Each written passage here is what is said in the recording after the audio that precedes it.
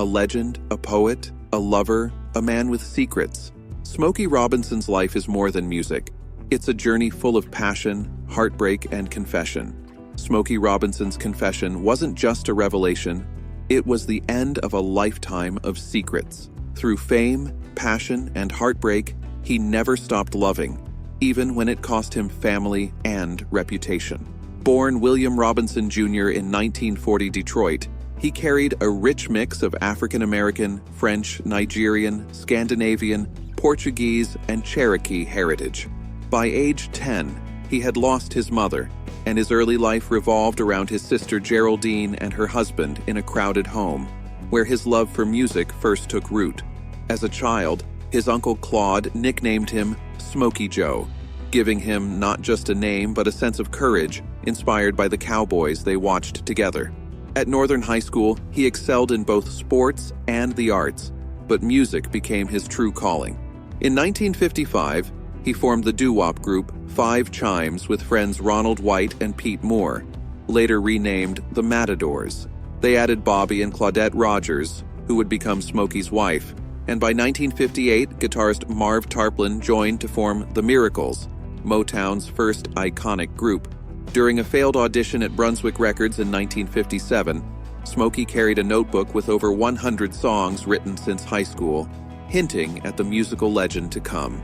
That notebook caught Berry Gordy's eye. He recognized a rare talent in Smokey Robinson, someone who could sing, write, and understand the heart of music. With Gordy's help, the group recorded Got a Job, an answer to the Silhouettes' hit Get a Job. This was the start of a partnership that would last over 6 decades. In 1959, the Miracles signed with Tamla Records, the precursor to Motown. That same year, Smokey and Claudette married, beginning a life revolving around tours, a small Detroit studio, and the belief that they were creating something revolutionary. In 1960, Shop Around emerged, a simple song with irresistible appeal. Within weeks, it topped the R&B charts, becoming Motown's first major hit. From a boy enchanted by cowboy movies, Smokey Robinson had become the architect of Motown music. But fame came with tough choices. Behind every hit lay life-altering decisions for both the label and for Smokey, who often had to choose between career and personal life. By the mid-1960s, he had evolved from young singer to the man shaping an empire. Inside the tiny studios of Hitsville, USA, Smokey didn't just write songs, he built Motown's soul. Every track had to tell a story, carry emotion, and stay simple yet unforgettable. In cramped rooms on West Grand Boulevard, he and the Miracles refined rhythms by tapping on wooden chairs, creating timeless arrangements. By 1970, The Tears of a Clown took the group to #1 nationwide, cementing Smokey's place in Motown history. His genius extended beyond the Miracles. He wrote hits like My Girl for the Temptations, Two Lovers for Mary Wells, Ain't That Peculiar for Marvin Gaye, and Floyd Joy for the Supremes. His lyrics were light, refined, and easy to sing, yet packed with depth, defining Motown's signature sound. As Motown grew, Berry Gordy entrusted Smokey with A&R responsibilities, training new artists and maintaining production quality. By 1969, he was appointed vice president of Motown. When Holland Dozier Holland left, Smokey became the stabilizing force, ensuring every record retained the Detroit sound: raw harmonies, crisp drums, and heartfelt vocals. Between 1967 and 1969, he faced a personal crossroads. Touring demanded over 200 days a year, and he had 2 young children. Smokey planned to step back to focus on family, but the unexpected global success of The Tears of a Clown forced him to continue, balancing the group's farewell tour with his growing responsibilities at Motown. By late 1971, Smokey Robinson stepped away from the Miracles, closing 13 years of partnership. In 1973, he released his first solo album, Smokey, finding his own voice. 2 years later, A Quiet Storm redefined R&B with its smooth, introspective style, inspiring a new radio format. His personal life was turbulent. He separated from his wife Claudette in 1974, eventually divorcing in 1986, and had a son, Trey, from an extramarital relationship in 1984. Childhood friend Diana Ross briefly re-entered his life, and Smokey later reflected, "I learned that we are capable of loving more than one person at the same time." Music became his sanctuary for life's contradictions. Albums like Warm Thoughts and Being With You continued his heartfelt style, with the latter reaching #2 on the Billboard charts.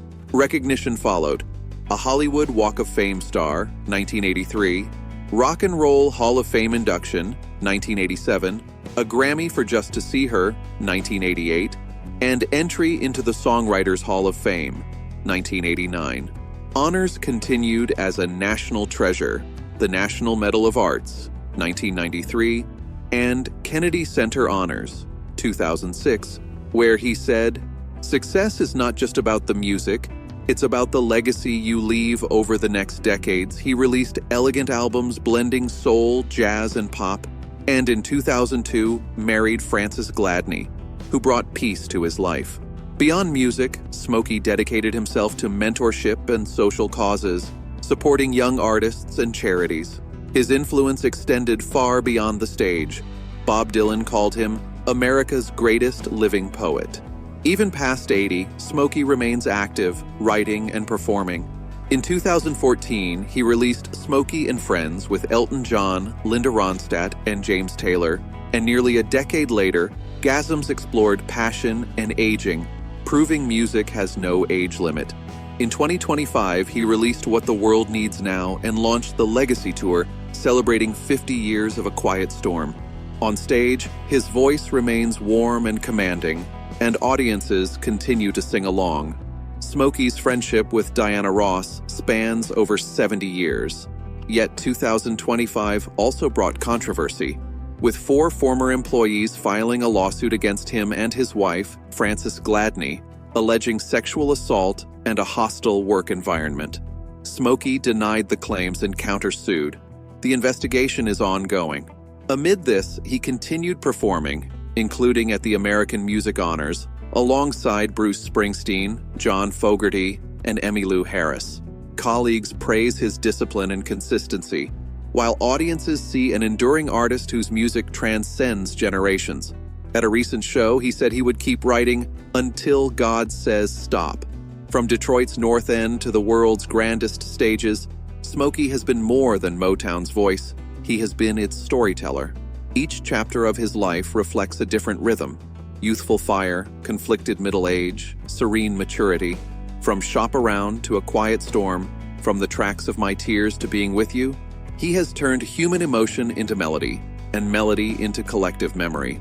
At 85, he still stands in the light, proving that honesty and passion are the true keys to a lasting legacy. If a Smokey Robinson song has ever moved you, that is his gift, giving emotion a melody.